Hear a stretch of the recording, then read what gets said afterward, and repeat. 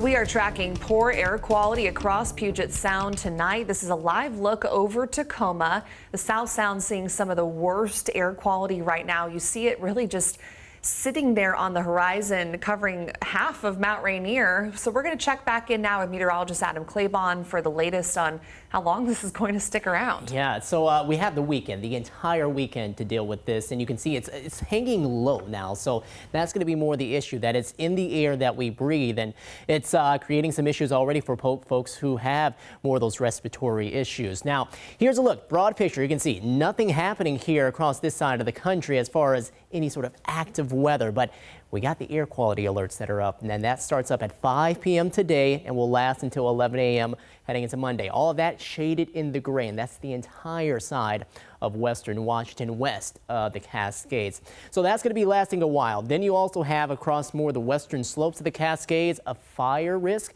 because of some of the stronger winds that we're expecting to pick up later into the day tomorrow. Plus, we could see some really dry humidity that's going to be in place. So we got those two that are going to be working in tandem heading into tomorrow and then also into Sunday, and really more of summer issues as opposed to fall issues. And it's really just been another warm day too. Now the air quality is coming down, especially here across Puget Sound, Central and North Sound, and then you got that very unhealthy to hazardous air quality that's in place across more of the northern Cascades.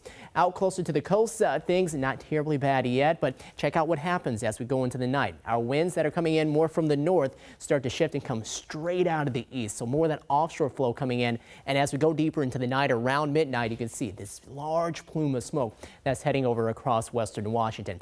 That's going to last into early tomorrow morning, so that will really start to decrease our air quality, and we'll keep that around for a lot of the day too. Maybe even some spots farther north getting in another plume heading on into tomorrow afternoon, tomorrow evening. So air quality tomorrow expected to be unhealthy for sensitive groups for most of the day. Now again, this could vary from time to time into Saturday, so it could go even worse than that as we go into tomorrow.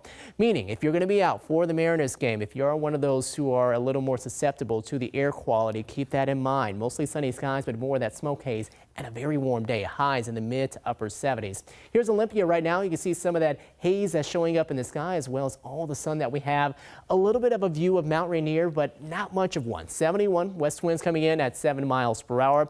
Temperatures in the low to mid 70s. We're sitting at 76 in Shelton, mid 60s in Bellingham. So that abnormally warm air mass that's in place, it's still going to be around, and it gets even hotter. Now, I wanted to zoom over this way because what goes up must come down. Here across the Midwest and the upper Great Lakes, they're dealing with snow. They had reports of snow even accumulating on the ground over there. And that's because of this big, broad, strong area of high pressure that's keeping things warm over here, but causing all of that active weather in the cold air to go across that side of the country.